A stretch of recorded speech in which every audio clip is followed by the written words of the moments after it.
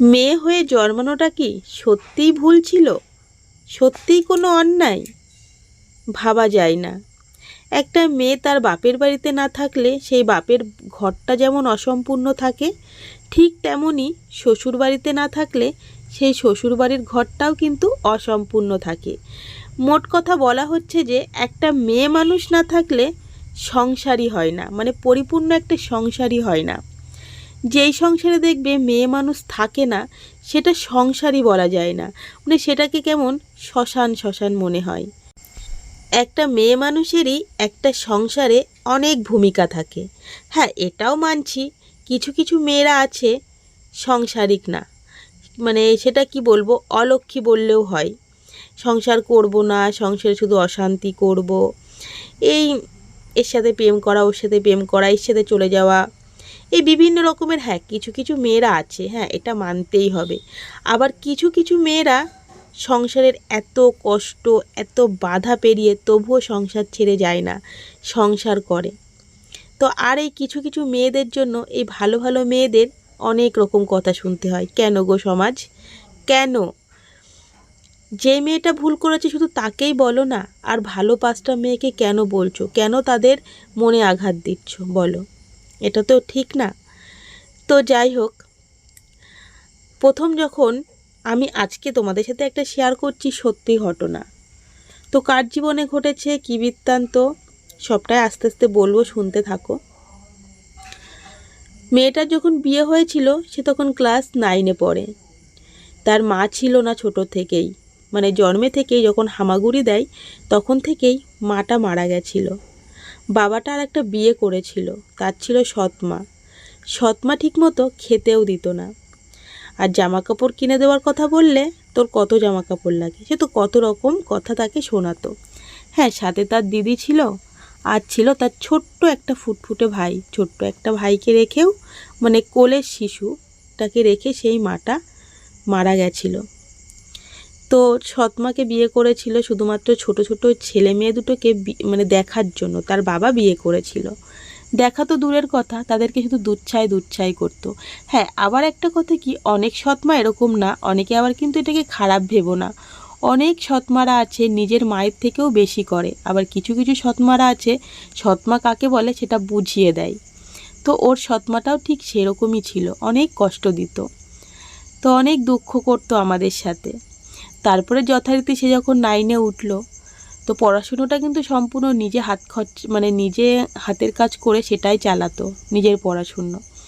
মানে বাবা পয়সা দিলে মা খুব অশান্তি করতো, সেই কারণে বাবা পয়সা দেওয়াও বন্ধ করে দিয়েছিল, শুধুমাত্র খাওয়াটুকুই দিত। আর সেলাইয়ের কাজ করে পড়াশুনো চালাতো, নিজেদের জামা কাপড় পোশাক আশাক এই সমস্ত কেনাকাটা করতো।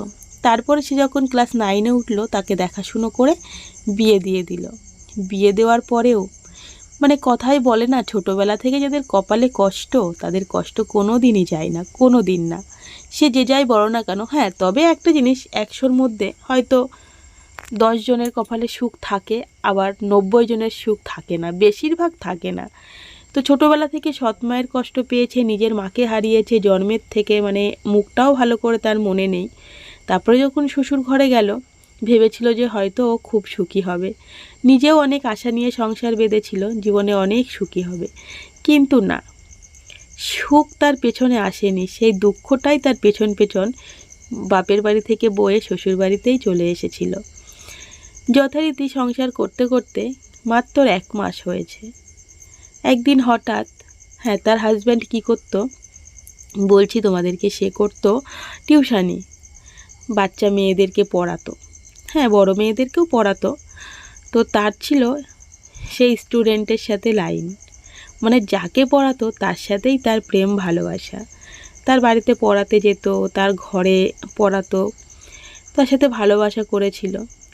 তারপরে সে বাড়িতে পড়াতে যেত বলে সে ধরতে পারেনি। আর তখনকার দিনে, আজ থেকে 14-15 বছর আগের কথা বলছি তোমাদেরকে, তখন তো অত ফোনের যুগ ছিল না, আর ফোন তখন লাগবেই বা কেন, প্রত্যেক দিন তো মানে পড়াতে যেত, ঘরে একাই পড়াতো, কত রকম সুযোগ সে পেত, তাই না?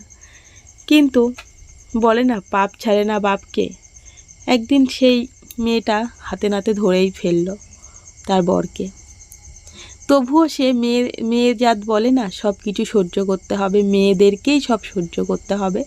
তখন সে সবটাই সহ্য করে নিল। রাতে শুয়ে শুয়ে বালিশে মাথা রেখে কান্নায় বালিশটাই ভিজিয়ে ফেলতো। কখনো বর বুঝতেই পারতো না যে বউ শুয়ে শুয়ে কাঁদছে, নিজের মতো নিজেই নাক ডেকে ঘুমাতো। যার যেটা স্বভাব।